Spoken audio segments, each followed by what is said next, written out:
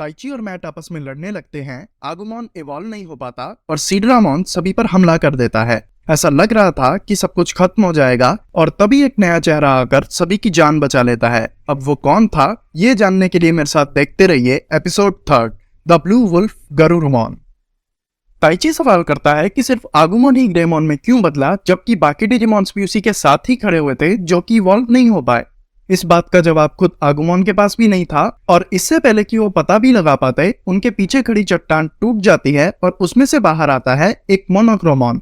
हालांकि टेंटामोन सभी को शांत रहने के लिए कहता है क्योंकि उसे पता था कि मोनोक्रोमोन एक अच्छा डिजिमॉन है, पर बच्चों को ऐसा नहीं लगता क्योंकि मोनोक्रोमोन गुस्से में सीधे उन्हीं की तरफ बढ़ रहा था। तभी उनकी नजर एक और मोनोक्रोमोन पर पड़ती है जो कि ठीक उनके पीछे ही खड़ा हुआ था और बच्चे ये देखकर समझ जाते हैं कि दोनों मोनोक्रोमोन अपने इलाके के लिए लड़ रहे हैं। इससे पहले कि वो उन दोनों की लड़ाई में फंस जाते, सभी बच्चे अपनी जान बचाने के लिए जंगल में भागते हैं और हम देखते हैं कि लड़ते हुए दोनों मोनोक्रोमोन समुद्र में गिर जाते हैं। भागते भागते सभी जंगल के अंदर पहुंचते हैं और थककर एक जगह पर रुक जाते हैं। तभी कोशिरो आसमान की तरफ देखता है और हम देखते हैं कि शाम ढलने लगी थी और उसका मानना यह था कि रात में इस जंगल में रुकना खतरनाक हो सकता है। तभी टेंटामोन को एक जानी पहचानी महक आती है और वो उड़कर ऊपर जाता है और देखता है कि उनके पास में ही एक झील थी। बच्चे भाग भाग कर थक चुके थे, इसलिए वो सभी झील के किनारे ही कैंप करने का प्लान बनाते हैं। हालांकि ये लेक भी पिछले एपिसोड में दिखी बीच की तरह ही अजीब थी, क्योंकि यहाँ उन्हें एक ट्रेन का डिब्बा मिलता है जो कि बिल्कुल नया था और पहले की तरह यहाँ पर भी कोई इंसान नहीं था। खैर, सभी बच्चे कुछ ना कुछ करने लगते हैं। जहाँ कोशिरो मछली पकड़ने लगता है, टेंटामोन अंगूर इकट्ठा करता है, जो और सोरा लकड़ियां लाते हैं और मिमी मशरूम तोड़ने लगती है।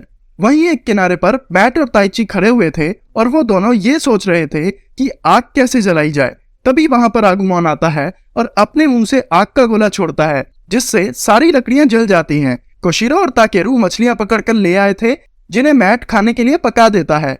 रात ढल जाती है और सभी डिजिमॉन सोने लगते हैं।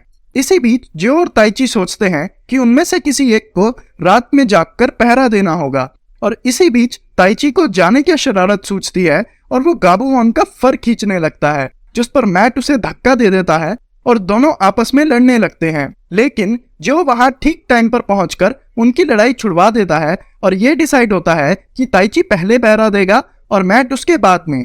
सभी बच्चे और उनके डिजिमॉन ट्रॉली में जाकर सो जाते हैं और ताइची बाहर पहरा देने लगता है। कुछ देर बाद ताइची को नींद आने लगती है और इसलिए वो अपना मुंह धोने के लिए झील के किनारे जाने लगता है। जिस बीच उसका पैर एक बड़े से पत्ते पर पड़ता है और हम देखते हैं कि उसमें कुछ हलचल होने लगती है। ताइची अपना मुंह धोता है और देखता है कि मैट उसके पीछे खड़ा हुआ था। दोनों एक दूसरे से माफी मांगते हैं और ताइची मैट और ताकेरू के रिश्ते के बारे में पूछता है और मैट कहता है कि वो दोनों सगे भाई हैं, लेकिन उनके माँ बाप का डिवोर्स हो चुका था, जिस वजह से वो अलग रह रहे थे। और ये कहकर मैट दूर चला जाता है और अपनी हारमोनिका बजाने लगता है। उसके पीछे वहां पर गाबुमोन भी आ जाता है और अब ताइची और मैट नदी के अलग अलग किनारे पर बैठकर पहरा दे रहे थे। सब कुछ ठीक चल रहा था, तभी ताइची के हाथ में पकड़ी हुई लकड़ी जो कि जल रही थी वो टूट जाती है और गिरती है उस पेड़ के पत्ते पर जिस पर ताइची ने थोड़ी देर पहले कदम रखा था। और ऐसा होते ही पूरी जमीन कांपने लगती है और झील में एक बवंडर आ जाता है और उसमें से बाहर आता है एक डिजिमॉन जिसका नाम था सीड्रामोन। दरअसल ताइची जिसे पेड़ का पत्ता समझ रहा था, वो सीड्रामोन की पूंछ थी जो कि उस आइलैंड से जुड़ी हुई थी जिस पर सभी बच्चे आराम कर रहे थे। सीड्रामोन अपनी पूंछ के साथ पूरे आइलैंड को खींच लेता है और सोने पे सुहागा ये था कि टेंटामोन उसकी पूंछ पर चढ़ जाता है, जिससे सीड्रामोन और भी ज्यादा गुस्सा हो जाता है और आइलैंड को और जोर से धकेलने लगता है। ये सब देखकर मैट भी उन्हीं की तरफ भागता है और सभी डिजिमॉन मिलकर सीड्रामोन पर हमला कर देते हैं, लेकिन उसे कुछ भी नहीं होता। इस पर ताइची आगुमोन को एक बार फिर से इवॉल्व होने के लिए कहता है, लेकिन आगुमोन ऐसा नहीं कर पाता क्योंकि उसे खुद भी नहीं पता था कि वो कैसे इवॉल्व होता है।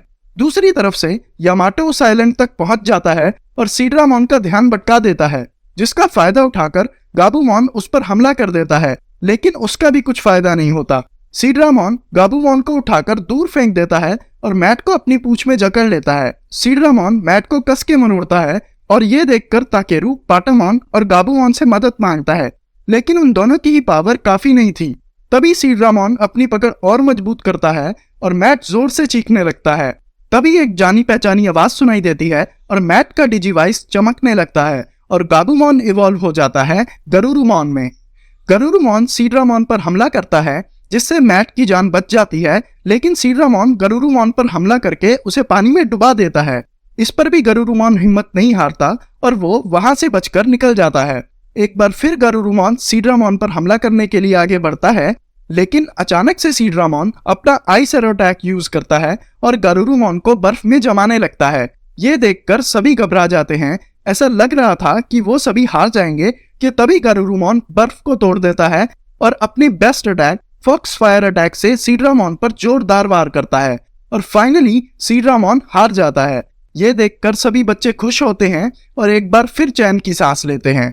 गरुरुमॉन भी फिर से गाबूमॉन में बदल जाता है और ताकेरू, गाबूमॉन और यामाटो का शुक्रिया अदा करता है, लेकिन पीछे खड़ा हुआ जो पूछता है कि वो जमीन पर वापस कैसे जाएंगे।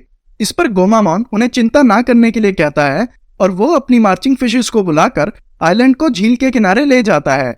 जमीन पर आते ही कोशिरो को एक बात सूझती है और वो पूछता है कि सिर्फ गाबूमॉन ही क्यों इवॉल्व हुआ। इस पर सोरा कहती है कि शायद इसलिए क्योंकि मैट मुसीबत में था। तभी ताइची सोचने लगता है कि आखिरी बार जब ताइची खुद मुसीबत में था तब आगुमॉन इवॉल्व हुआ और इस बार जब मैट मुसीबत में था तब गाबूमॉन इवॉल्व हुआ। इसका मतलब जब भी कोई बच्चा मुसीबत में होता था तभी उसका डिजिमॉन इवॉल्व हो पाता था। खैर, सभी बच्चे थककर सो जाते हैं और ताइची देखता है कि मैट अभी भी दूसरे किनारे पर बैठकर अपनी हारमोनिका बजा रहा था। कोशिरो भी उसी के साथ में सोया हुआ था, जो कि नींद में भी अपने बड़े भाई का शुक्रिया अदा करता है।